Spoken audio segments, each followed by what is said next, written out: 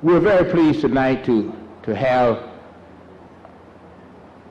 one of the great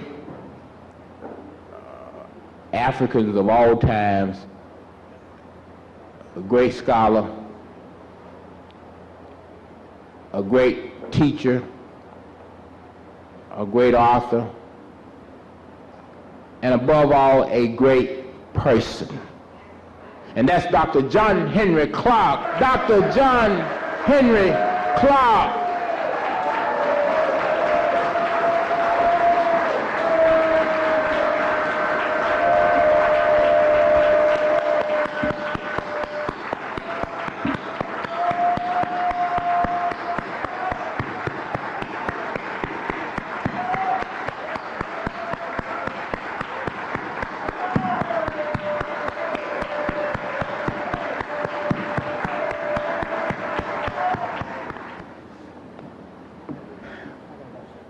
I wish tonight I had a message equal to your enthusiasm. All right. But I got to tell you the truth. All right. Talk to us. We reached a milestone All right. in our march toward liberation, and we've halted at the threshold of liberation, arguing nonsense, All right. doing nonsense things. All right. A few years ago, a brother out in the Midwest did a book called Why We Lose. Very few people read the book, and he borrowed against his pension to publish the book, and he still have most of the copies in his house. Very few black people dare to read the book, Why We Lose. As a journalist, I used to have a column called Misdirected Energy. All right. All right. How we put our energy in the wrong direction for wrong purposes. All right. The subject of my talk for tonight All right. is freedom is not free. All right. Once you understand the nature of victory, you have to understand how to protect victory. And once you understand the value of time and energy and resources, you have to understand how to pull it together and make it protect you. All right. When you understand the nature of time, you don't waste time. All right.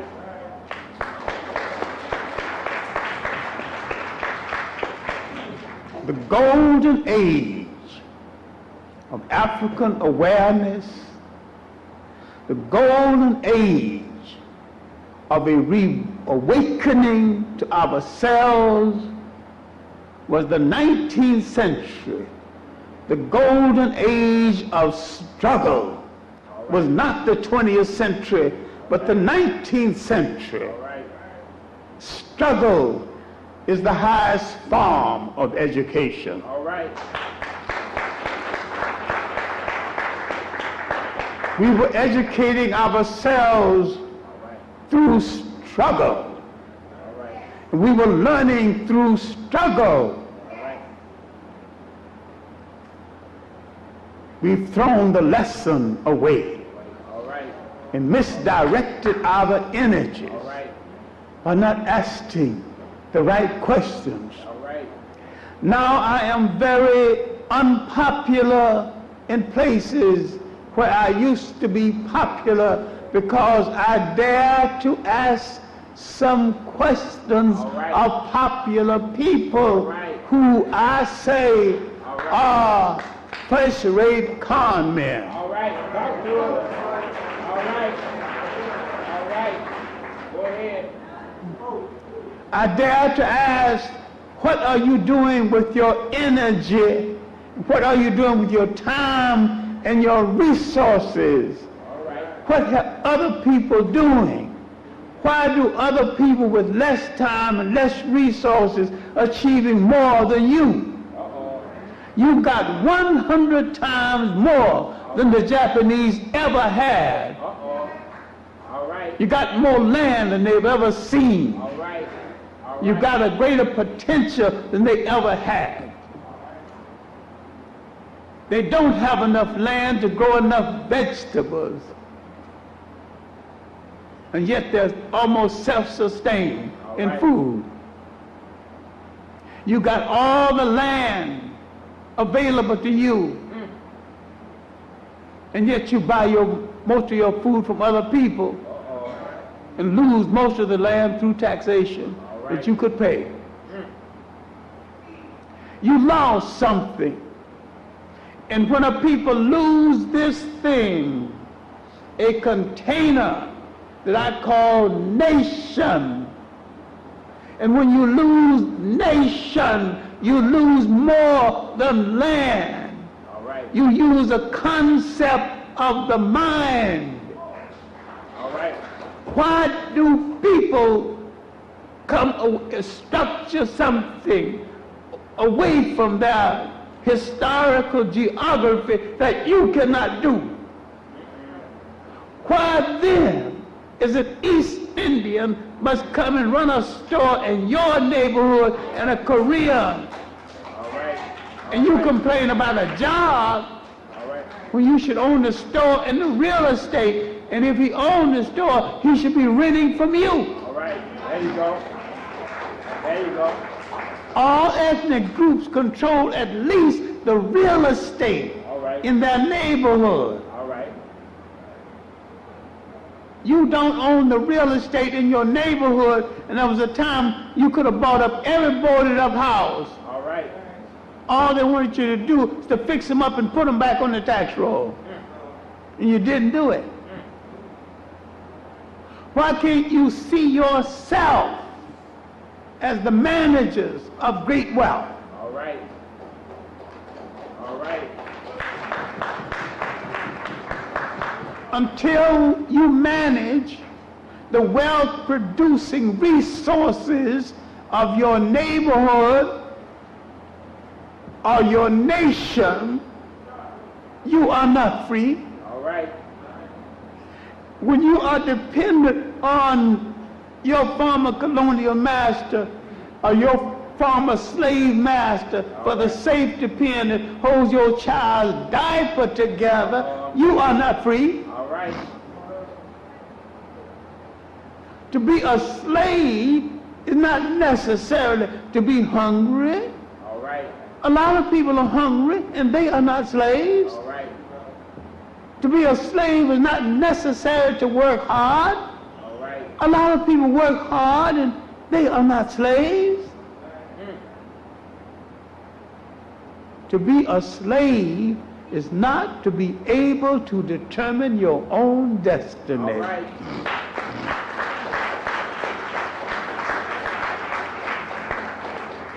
Until you can close a door or close a community and say who goes here and on what terms, you have no sovereignty and you have no true freedom. All right. Now, what have you done with your time since we retreated from the golden age of nationalism in the 19th century? Let's look at that golden age of 19th century. Why did we do so much when we had nothing, not even basic freedom? And why are we doing so less? Now we got all kind of freedom, we get lost in it. All right. We're killing each other. Where do we find all these guns? We don't make any of them. Where are we finding all this dope? We don't refine any of it. We don't own any of the equipment that takes the substance and makes it into dope. We don't control the borders that let it into the country. Why so easy to find? Because they control your mind, they control your body. All right. Give you the illusion. In the 19th century, we didn't think of ourselves as Caribbean people, African American people, and African people. All of us were African people. All right. There you go.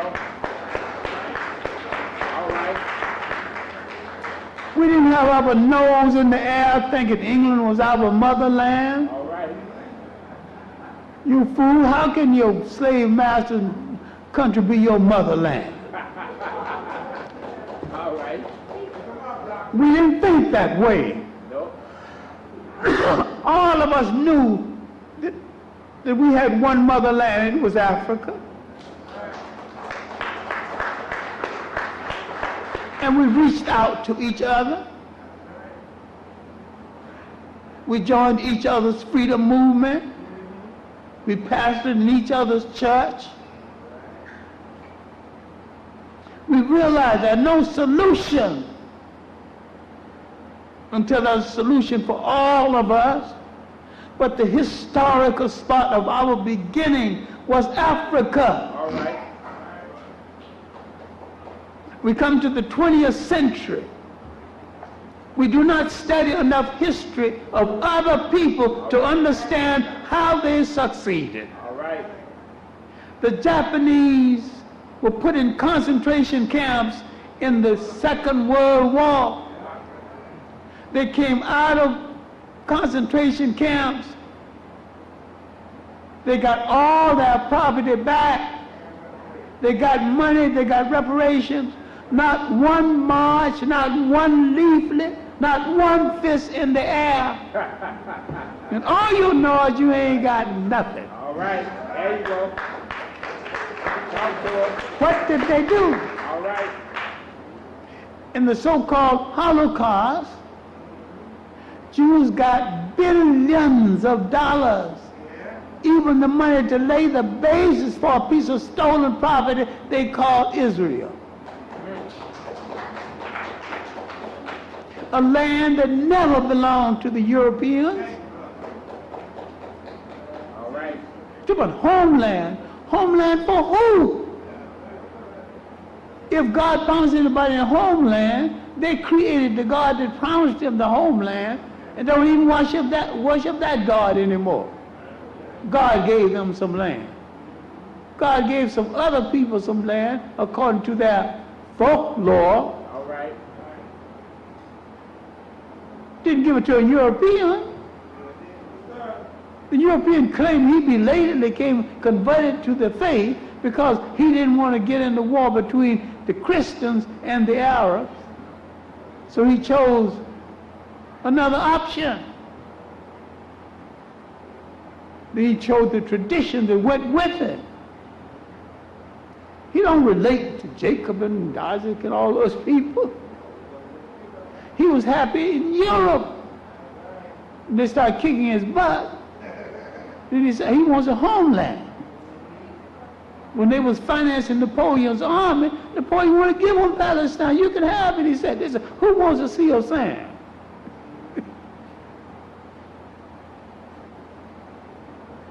Now, while other people are successful while you fail because you lost an essential ingredient. All right.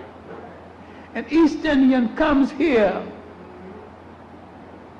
with a concept of having come from a nation. Right. There you go. He has in his mind the formation of a geographical piece of land called a nation. All right. In this nation, All right. he has judges, juries, All right. counselors, good men, bad men. All right. Put it all together, it spells nation. All right. The concept of nation has been wiped from your mind. You don't know how Africans control nations before they took that out of your mind. You will not read your history. All right. You read Europeans' interpretation of your history, which takes you out of history. Why did the Japanese succeed? 2 atomic bombs, defeat in war.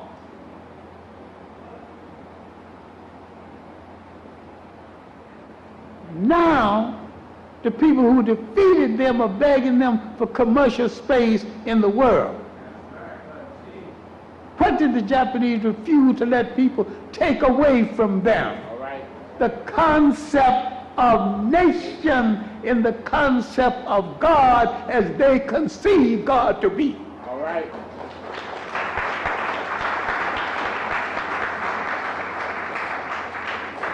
You do not have an African concept of God, and you dare not think about one. All right. All right. There you go. You don't worship a single religion that has an African concept of God. Uh-oh. All right. Your Christian God, your Christian concept of religion was created at the conference in Nicaea 325 A.D. The Christ you worship was created a few hundred years later in Italy All right. by Michelangelo, an artist with a gender problem. All right. All right. Now, who between the conference at Nicaea 325 A.D. in the 1500s, when the Pope commissioned that picture to be painted, what did the people turn to for Jesus Christ? All right. Nobody, because they hadn't presented him to him. All right. Who they come? Why they get the whole Virgin Mary concept came out of Nicaea. Uh-oh. Here they Europeanized the faith and gave it to you, and you bought their concept, not your concept. And yet there's a body of great literature, some dealing with your concept that you will not read. Uh-oh. John Jackson devoted most of his life telling you your side of the religious story. People make concepts to suit the minds they hope to control. All right. Do you think the Christians dare to live by Christianity, the whites? All right. Do you think the Arabs dare to live by Islam? He wants you to live by it. All right. But the Arab is the bastard child of a bastard child. He's made from the waste matter of Europe and Western Asia, and he's every part of everything he ever slept with. He will sleep with anything, this male and sometimes female and male. Uh-oh. And you followed after him like a fool. Think he's got some ways to lead you. You're misusing your energy. I just don't think you listen very well. You're right. You're right. Farrakhan made a speech last year and told you All right. that your eyebrows and your hair, texture on your head, supposed to be the same. And if it wasn't, then you was cursed by some mysterious God. Uh-oh. Because there are black people in the world with curly hair and dark skin who was not cursed. All right. Now he's creating a whole lot of mythology, but nobody knows enough to challenge him except somebody like myself and Dr. Ben.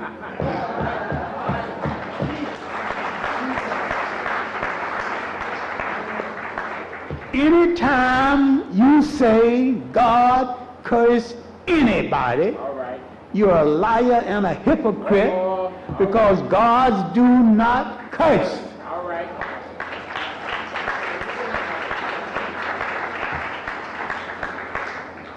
All right.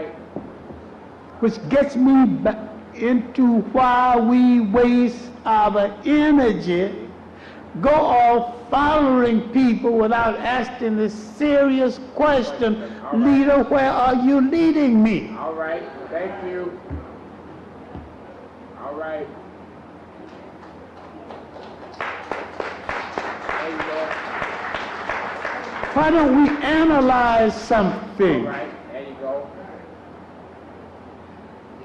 I have no problem with the Million Man March if they were marching for something. All right, there you go. But if you use the word atonement, Uh-oh. All right. who am I atoning for? All right. All right. What am I atoning? Let somebody atone to me. All right.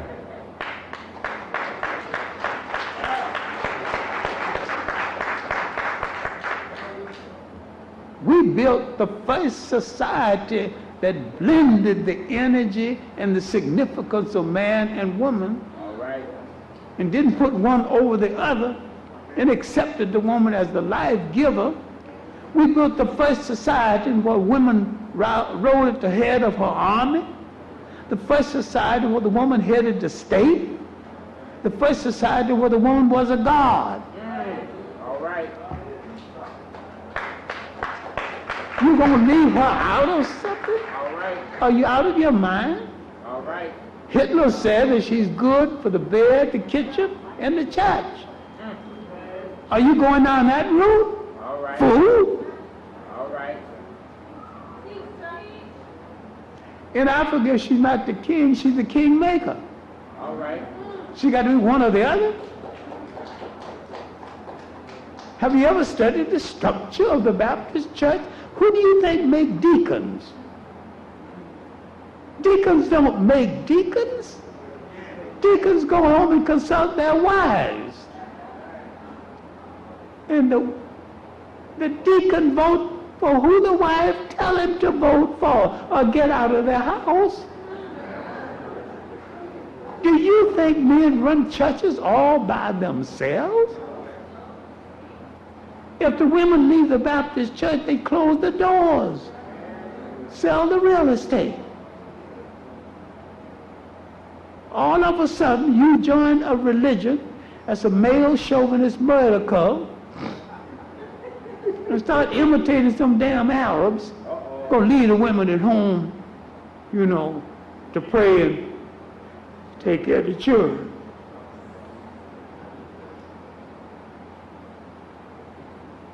Either she go or it has no meaning. But if you're not going to collect anything, why go?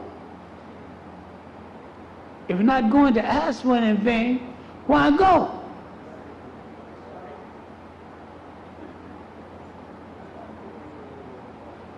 Let's look at the strategic planning.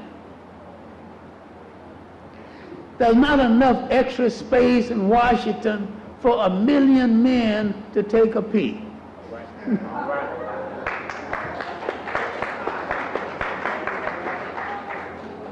All right, but all the people you got in Washington, march 1 million men into Washington. Suppose all of them wanted to urinate. Where are they going to go? All right. Hotels, where are they going to go? You got conventions in Washington all the time. All right. The one lone black hotel sometimes gets the spillover on the weekends from the white hotel. That's right. And it's about to close because it don't get enough in the week business. All right. Howard Inn. Most people otherwise don't stay there anyway. That's right. Now say we're going to atone. What are we atoning for? That's right. There you go. Nobody atoned for us. The oppressor doesn't atone. No. He built a whole society on your blood, your sweat. The Japanese didn't march, they collected. The Jews didn't march, they collected. They came from a concept called the state. Once you take that concept out of your mind, you are dependent on other people.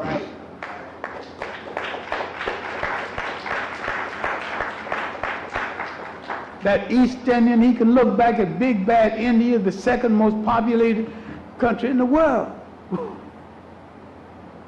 The Chinese can look back at China, the most populated country in the world. When you look back at Africa, you don't know what to look back at. You look back at Africa, I don't belong over there. Then the miseducated Africans say, you don't belong over here. Because the concept of state has been wiped from his mind. The educated African don't know what kind of state existed in Africa before the Europeans.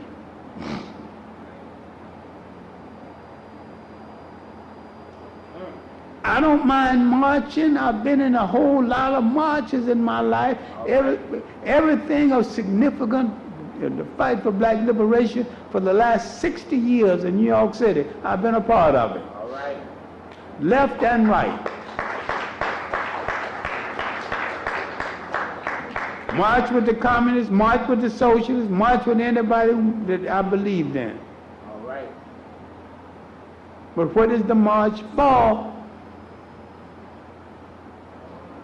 With slavery in Mauritania,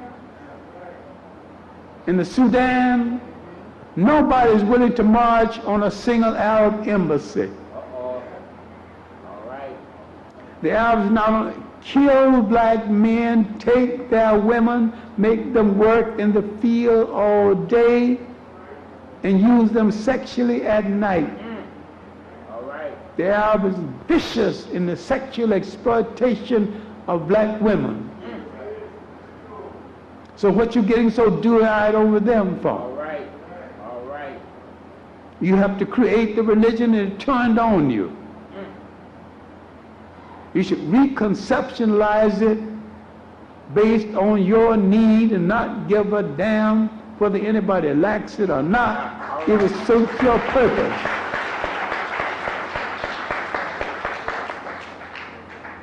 I didn't say leave any of it. I said make it over to suit your need. All right. I don't care All right. whether people like it. One of the great flaws in the left movement that Russia said that they are officially an atheist nation. What fool would have such a little knowledge of people that they would declare themselves an atheist nation? Now I hold all forms of organized religion in contempt. And yet I'm so spiritual, I won't even step on a cockroach. I love life so much. All right. I don't think it was necessary to organize religions. All right. They were better before you organized them and put one against the other.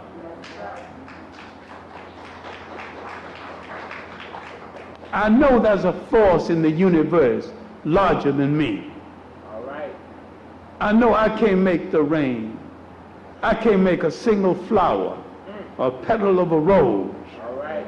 I can't bring back the spring or the winter. I know there's something there that I have to be beholden to. All right. If you call it God, that's your privilege. All right. I choose to respect it All right. without necessarily calling it anything. In living in Africa, among the God people, I became a believer in their faith or belief system.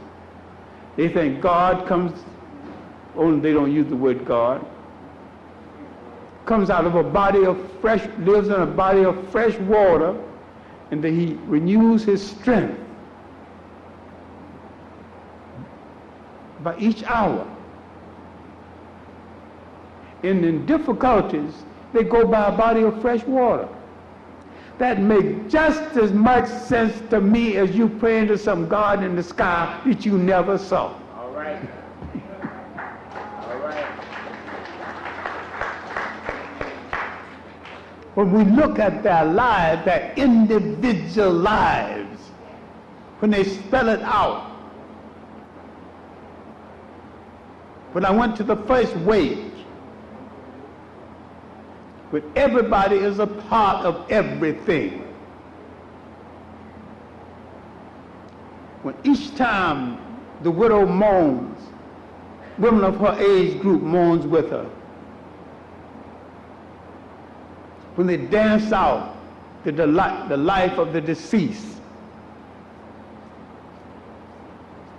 And at the funeral, they walk through the neighborhood with big sheets and people throwing money on the sheets. All this is collected, given to the elders, and she spends 6 weeks at the home of the elders. She comes home, and now I knew where the custom came from. They've taken all the furniture out of the house, washed everything. She's not moved out of her house. They've taken care of the children during her absence. They give her new clothes. She must never wear any clothes she wore while her husband was alive. And they're singing, as long as there's clothes among your people, you have clothes. They present great bodies of food, platters of food, and each lady with a separate dish, quantity, and she have to taste each one. As long as there's food among your people, you have food. I said, this is Social Security built into a society. How dare you call these people uncivilized?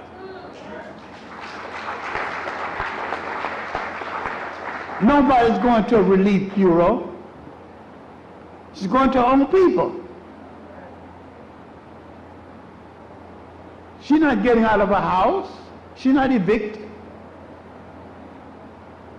Cousins, uncles, all gather, make sure she's taken care of. So many uncles take care of the school fees for the children, so many does that. And the brother that's left is responsible for locating her a new husband, or taking her into his household as one of his wives. I don't care how this sounds to you, but at least you got one. You haven't got one. The society has made provisions for her never to be alone. Now you can understand why there was no prostitution in these societies until the foreigners came. When you obey the custom that you made, when you didn't have a word for jail, because you took care of these things within the structure of the family, but you became addicted to foreign concepts, and you lost the most important thing a people must have, the concept of the state. All right. And when you lose the physical state, you must never lose the mental state that you carry in your mind. All right. And when they take you away from the physical state, you can recreate the state away from home. What are the East Indians doing building stores in your neighborhood? They're doing what you're supposed to do. They're building the structure of the state. They're building in your neighborhood because they can get away with building in your neighborhood because you are not doing it. There's an opportunity here that you're not taking advantage of.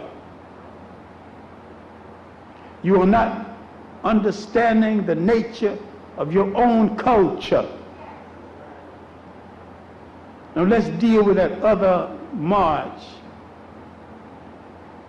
and something that went unnoticed. The Eastern Parkway march that they've been trying to kill for years. All right. They don't want it, period. All right. They moved the island. You've been to Harlem lately. They moved that island out of the middle of Lenox Avenue. They want to make Lenox Avenue broad enough for that. Then they're going to suggest, why not have it in Harlem, where it started? Lenox Avenue still is not broad, even with the island gone, not broad enough for that march.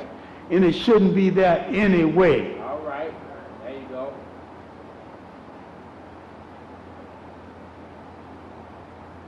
They don't want you to celebrate culture, if indeed that's what you are doing. All right.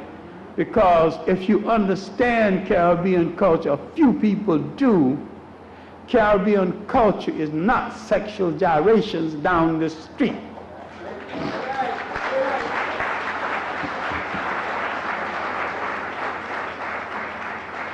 Caribbean culture is heroic and beautiful.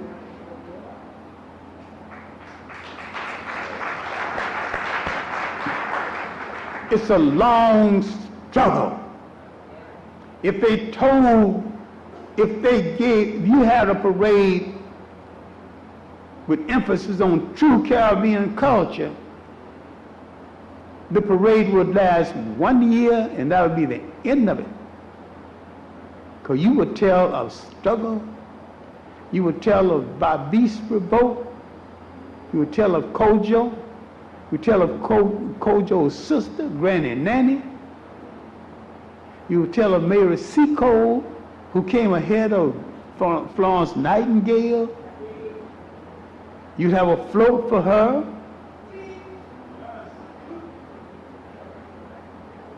You would tell of the revolt that followed the facsimile emancipation, because emancipation in the Caribbean island was a fraud and a fakery. And by the time they got boasting about the fraud and the fakery, they awakened to discover that, hell, they were still slaves. They were still on the same plantation. Now they had to take care of the clothing, the housing. They still had to work for a pittance, and there was no other place to work. But the Caribbean free man called their attention to this.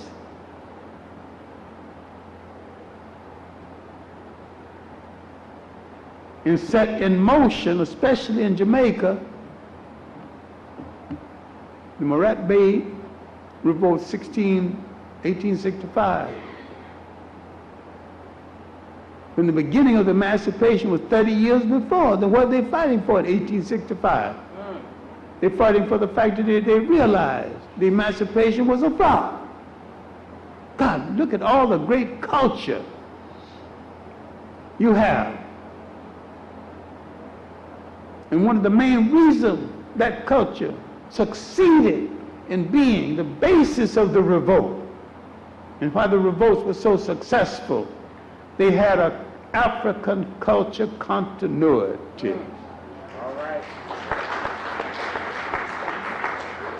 Because they didn't break them up as ruthless they broke us up here in the United States.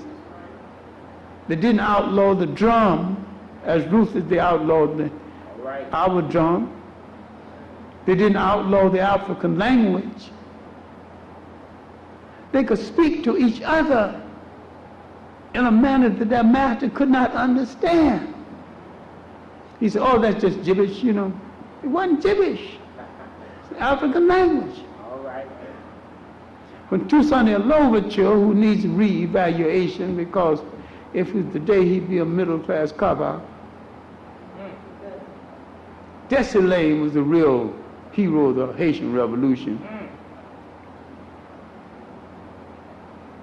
But after they kidnapped Toussaint, a man who was streetwise for his day, Christophe, went to see Napoleon's cousin, Leclerc. Toussaint was naive enough to go with one coachman and got kidnapped.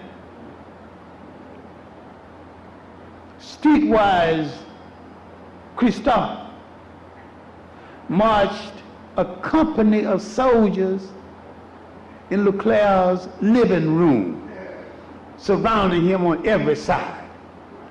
He marched up to the Frenchman and say, "Monsieur Leclerc, what do you want?"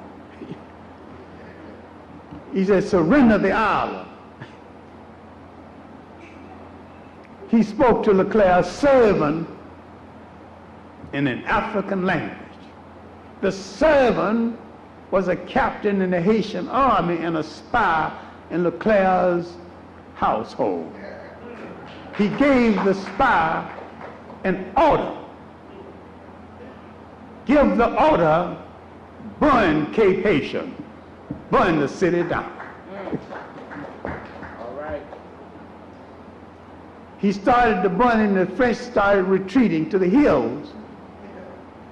And the Africans just beat those African drums. And each time they come close to the drum would retreat. These Frenchmen went stark, raving mad without firing a shot. African culture defeated them. All right.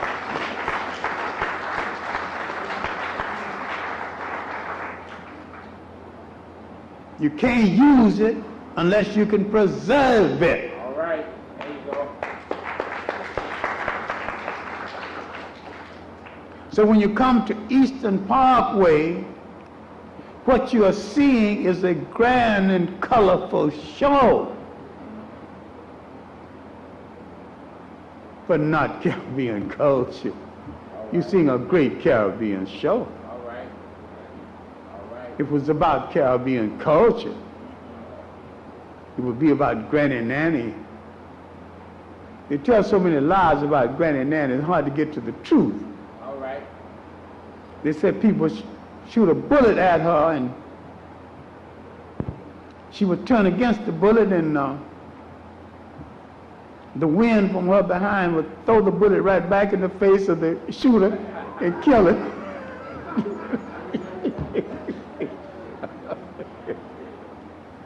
But she was a great strategist, far better than her brother Kojo.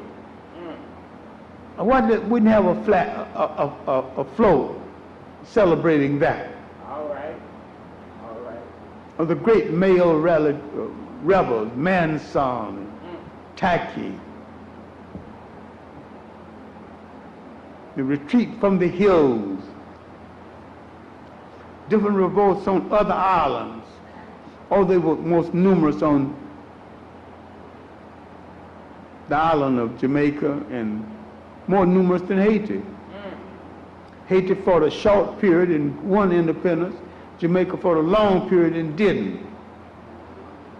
The circumstances simply wasn't conducive. Napoleon sent that first-rate army to Haiti a little too late.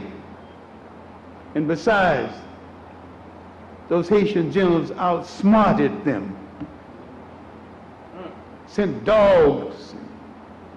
Dessalines said that before it's all over, I'll make them eat those dogs. He surrounded the French army, deprived them of food and supplies, till in the final analysis, they were eating those dogs. All right. That's strategy. All right. Go have a Caribbean parade. That had to be part of it. All right. Sexual gyration is a private thing between you and your private mate with the room closed. All right. Has no business in a parade at all. All right.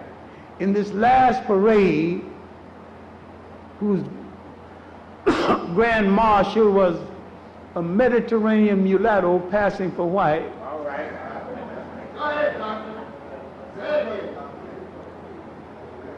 If you think the Italians are white, think again. All right.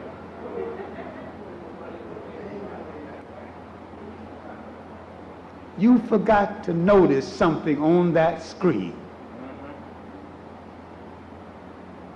At the bottom of the screen, Thank you. there was a sign saying, all rights reserved. So that means if you wanted to video and sell your own culture, you have to have their permission. They've copyrighted it now. Imitation though it is, it no longer belongs to you. They wanted half of the money from the vendors. And the heads of the parade gave them the money.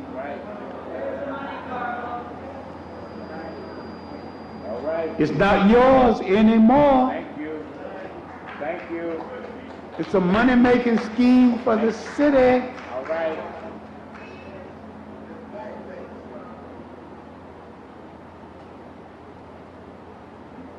The Jews are not going to stop until they get it off Eastern Parkway, period. All right. All right.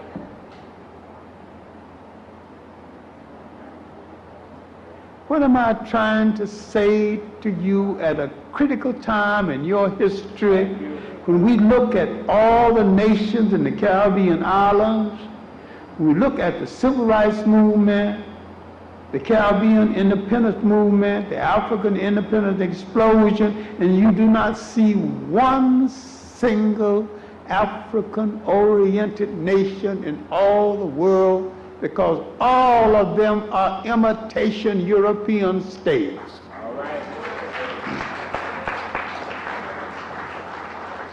Ruled by people with African bodies and European minds. Where do we go from here? Who do we follow? All right. People are hurt because I said, instead of marching, Right. why can't we stay home, Right. save the money, and buy up our community? Right.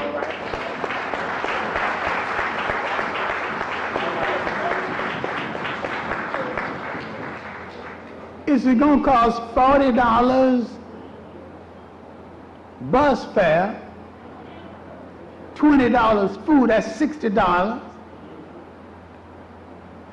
Add $60 1 million times, you got more money than the gross national income of Canada.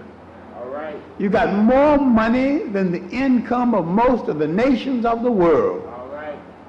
We can buy a supermarket for every major black community in this country. All right. We can buy the farmland to raise all the peas we want for the cans we want to put them in. We can drive camel out of the soup business That's it. using our own vegetables. We can employ at least 1/3 of all the blacks in the United States. But we're going to have to trust each other. That's it. There you go. We can have a banking system. A banking system, the rival of that of most of the nations in the world. All right. A credit union system. We should never go in the store and buy things $1 down and $1 later. Let the credit union buy it, you pay the credit union. If you're going to pay cash, you can bargain. All right. And the credit union will pay. You can get less percentage that way.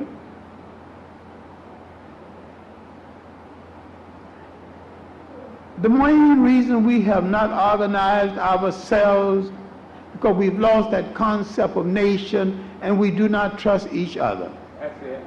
There you go. There you go. We do not trust each other because we've listened to our enemies interpreting us. There you go. There you go. I have been invited to the 50th anniversary of the 5th Pan-African Congress in Manchester, England.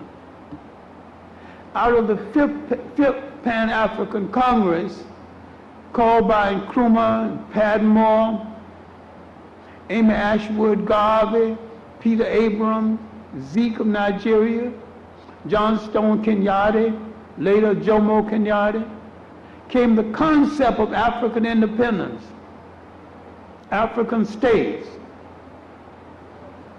Why were these states destroyed? Because the Western world decided they would never let the African handle the wealth of Africa. All right.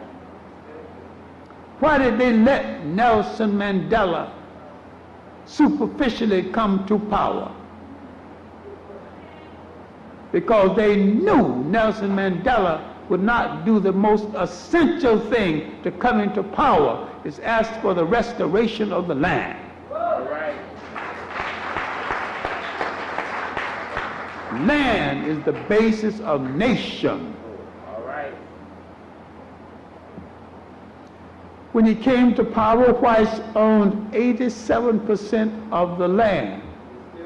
They still own 87% of the land. All right. Nelson Mandela do not control his chauffeur. All right. Now you know why he had to get rid of Winnie Mandela. All right. She's a nationalist. He did more good in jail. Because in jail we had the illusion that he was a revolutionist. There you go.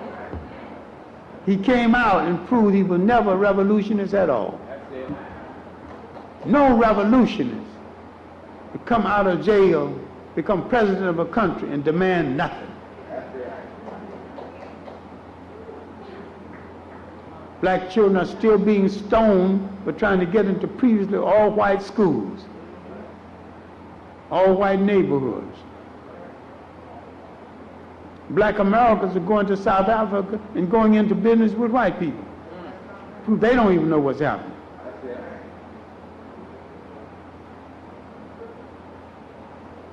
Reverend Sullivan and his group, they are about pan-capitalism, not pan-Africanism.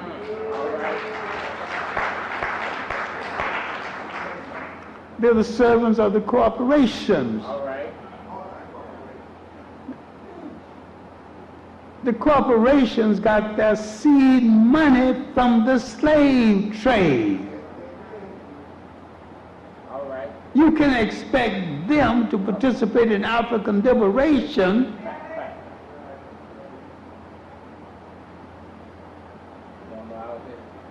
One of the main reasons I'm being invited to come to Manchester, England to address the anniversary meeting of the Pan-African Congress is that there is an integrationalist group. Now everybody want to help Africans. Germans are in there, Dutch are in there. So when they become Pan-Africanists, All right. the Dutch said that they are ordained by God to rule over the lesser breeds. How did they get in there? So the black group asked me to come to address the situation of Africa for the Africans. These whites went there and tell the Africans, you have to share. All right. All the African had to do is say, I will share with you in Africa only to the extent you're willing to share with me in Europe.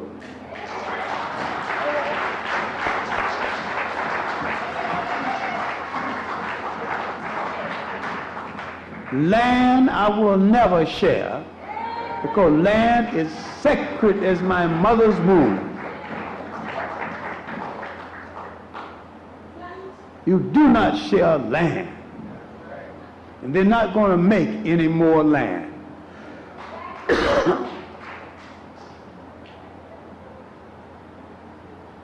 We have lost millions of acres of land because a lot of people in the north could have sent money south to pay the taxes, and they hadn't done it. All right. And the older people had to lose the land because they couldn't keep it up. All right. Couldn't keep up the taxes. We had land we could have kept. All right. Because we did not understand the significance of land, because the significance of land is concurrent with the significance of nation. We not only must listen, we must analyze. All right. Chancellor Williams, in his Destruction of Black Civilization, laid out a basic plan for the world movement of African people. Most people never read it. Sheikh Anta Diop, in his book, Africa, the Politics of a Federated State, showed you that the river bottoms of Africa can grow enough food for all Africa and 1/3 of the world. He raised the question, why is Africa buying anything from people outside? All right.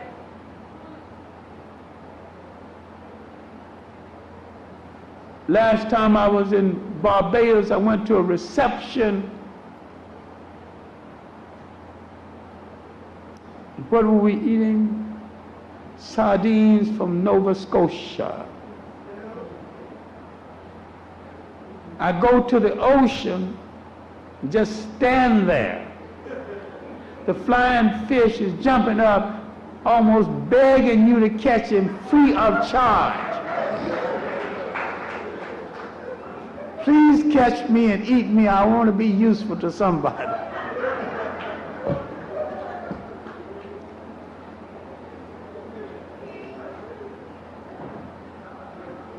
Good white red snapper right off the shore.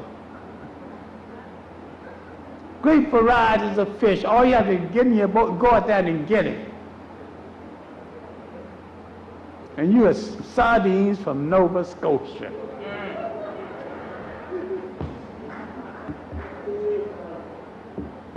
And that's the mind.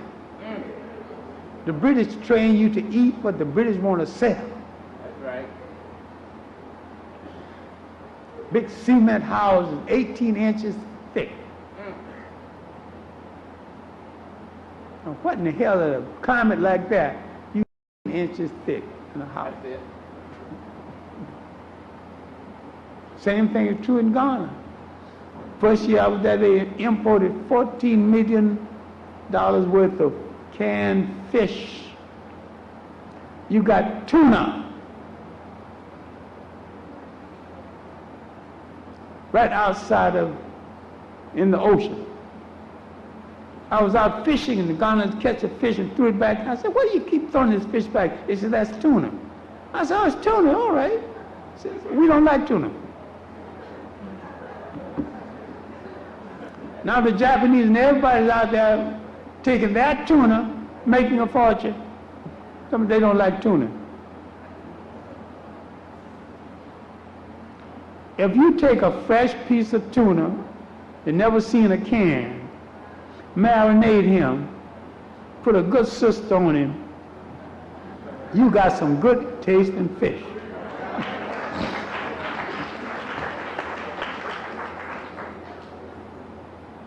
Because the sister lay her righteous hand on a piece of food sometime, you don't know what she put on it.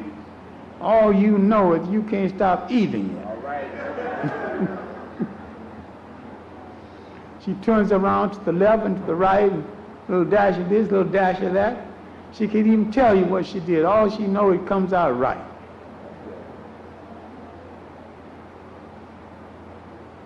We've forgotten our tradition. We've forgotten how we built a state. We've forgotten how to listen. All right. Had we listened to the speech Farrakhan made at the Apollo, listen to the same Farrakhan speech he made in the mosque, The difference, we know two speeches. Then what was this thing raising the fund for Betty about? All right. Trying to cover up the fact that Farrakhan helped to create the atmosphere and the attitude that led to the assassination of Malcolm X. All right. Trying to get himself off the hook. All right.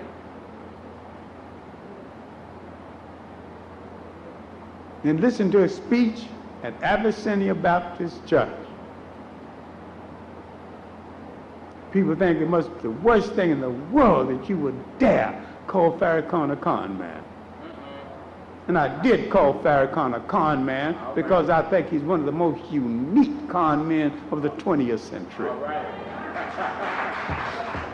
All right. I didn't say it was dumb. All right. He is smart. He is right. clever. He is good. right. And he is still a con man. All right. If he brings off this march, he's going to say your only salvation is to become a Muslim. All right. And yet he would not criticize a single Arab. All right. He hadn't even explained to you what happened to the $5 million he got from Libya. All right. Leadership is accountability. All right. There you go.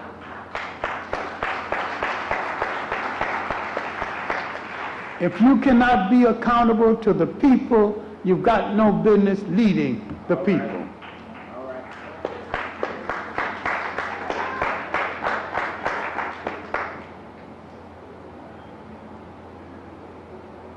We're going to fall into another Arab trick, make the Arabs strong enough to take all Africa. All right. Now this might be hard on your imagination, but can you imagine an Africa without Africans? Yep. Because whites and Asians and Arabs All right. will take over Africa That's it. and push Africans out of it. That's it. And they will do it with the help All right. of blacks. All right. Some converted to Islam. All right.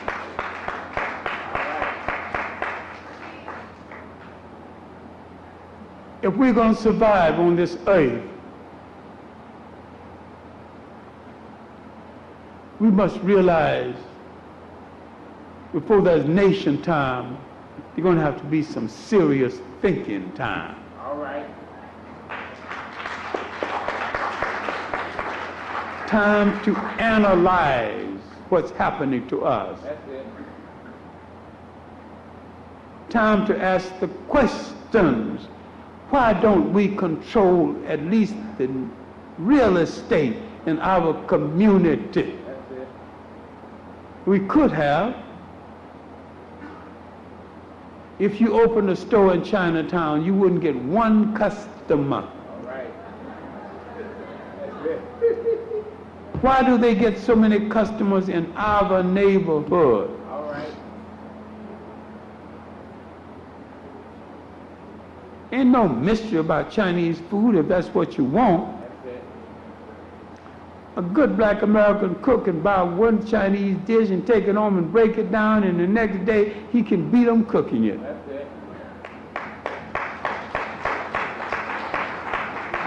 If Chinese food is what you want, we can give you that.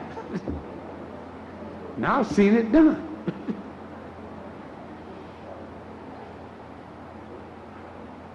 I'm going to restaurant and hey, the food was good. I said, I'd like to compliment the chef. Black man walked out there. All the Chinese food was cooked by a black man. Remember a place in Harlem used to call Carr's Corner? Chinese food was cooked by a black man. All right. And it was good food too. Let's stop making excuses for ourselves. Let's stop celebrating victories we do not have. Let's take each other seriously. Let's stop wasting our energy killing each other. Let's reserve our fire for our enemies. let us realize that there's a war, not just on the black family, there's a war on the family concept. All right. There you go. And this war is being led by some disgruntled and disappointed women. Uh-oh. They're not only against black male and female relationships, they're against black male and female relationships, period. Uh-oh. And they do not understand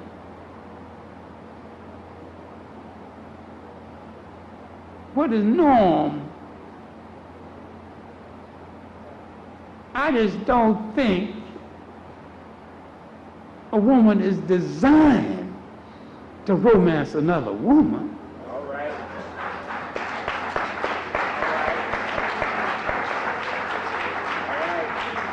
Or a man another man. All right. There you go. Now this don't make no kind of sense. And all these people saying that we had this kind of thing in Africa before, you show me one single case before the coming of foreigners. I dare you to show me a case of prostitution in Africa before the coming of foreigners. I dare you to show me one case of a social disease in Africa before the coming of foreigners. You know what I mean by social disease? Yes, sir. Syphilis, gonorrhea, and the Africans had diseases from unpolluted water and, All right. sleeping disease. That kind of disease they didn't have. That every invader of Africa did Africa more harm than good.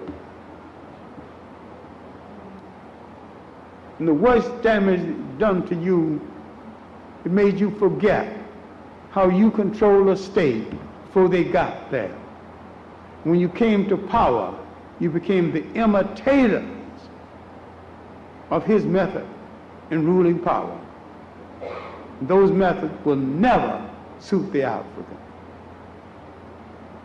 Broke up African states into little mini unviable states, mostly landlocked.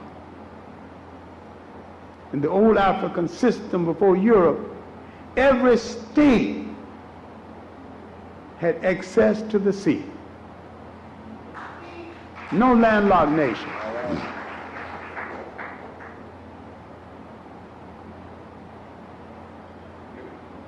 Now you're going to have relaxed borders, but Africans are going to have to build Africans. You need a generation of Africans educated in Africa by other Africans for the express purpose of serving Africa, with no concern about who likes it or dislikes it. All right.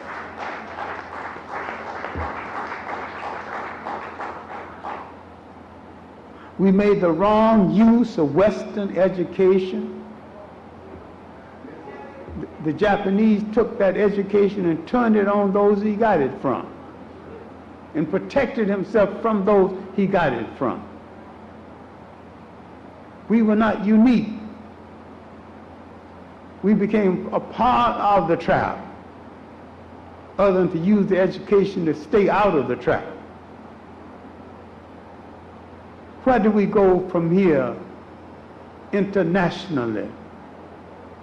How do we tackle the terrible color fascination in the Caribbean islands? Different gradation, almost neighborhoods for brown-skinned people, neighborhoods for almost white people. How do you attack that kind of preference when people in their own family, they cut to pieces psychologically over shades of color? Nonsense. Our crude oppressor in the United States, well, he didn't do us any favor. He just wasn't smart enough, he wasn't clever enough to set up a scheme as ruthless as the British. You can admire the British if you want to, but they're as ruthless as the Nazis in spreading racism.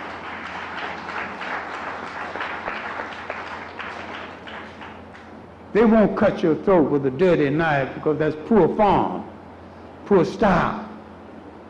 But your throat will get cut. And you're just as dead.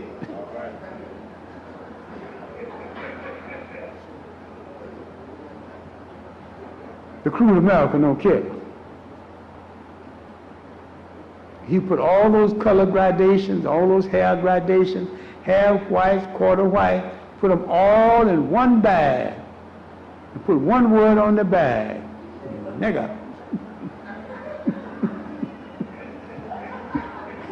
And you can figure it out. You want to fight over, that's your problem. He ain't gonna give you no separate neighborhood. Separate for the brown, separate for the almost white. No separate job category for the almost white. I was in Jamaica and I bet someone $10. It was about 10, 12 years after independence. I bet you I couldn't find one jet black bank clerk. He said, man, you know that's impossible. All right, put your $10. We wandered all over Jamaica, everywhere they had a bank. Not one jet black bank clerk over 10 years after independence. That job was a monopoly of the almost whites. You're independent of what? All right. Independent in comparison to what? All right. Still wearing blonde wigs in courts. The first thing you do when you are independent and understand the nature of your culture is to get rid of the trappings of your oppressor.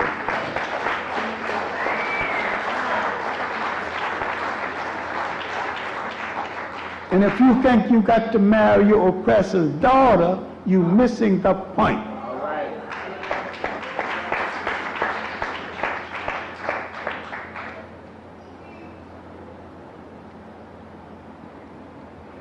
I hope we march for reasons. I don't like the word atonement, because the black woman did not come over on a separate air-conditioned slave ship. All right. She didn't have no separate auction block. All right. Her plight was the same as mine. All right. Her struggle is the same as mine. She's got no place to go except toward me and make some correction.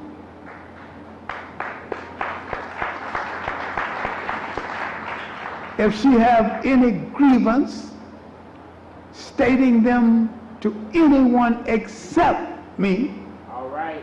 ain't gonna help. All right. Thank you. The white man has only three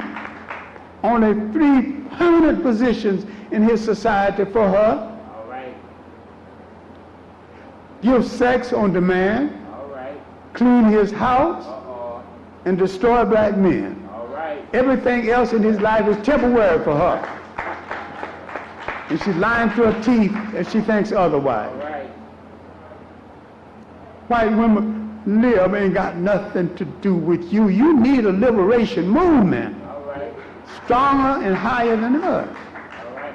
You need a liberation movement that takes care of the internal problems within us. We've got problems, all right. There's some straightening to be done, all right.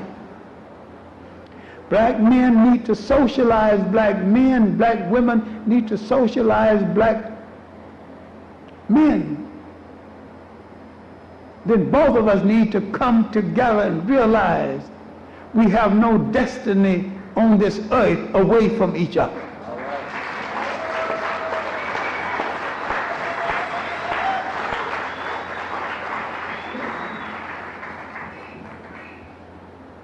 We need to regain the concept of nation. We need to carry it wherever we are on the face of the earth. We need to train our children in the responsibility of nation. And when someone sees us, wherever we are on the face of the earth, we need to know that is an African person. That you don't stop ever being an African person. You never lose the geographical position of your beginning. Because that is the historical womb from which you sprang. That is the basis of your strength, the basis of your future. Somewhere along the lines, in the march toward liberation, we lost our way. We misread the signboards. We read somebody else's street signs. We have to go back to the fork in the road, read those signboards again. When we see a road, a sign saying Africa, saying solidarity, Pan-Africanism, African world nationalism, pointing to an African world community, we need to breathe easily and say, that's the road that will lead us home.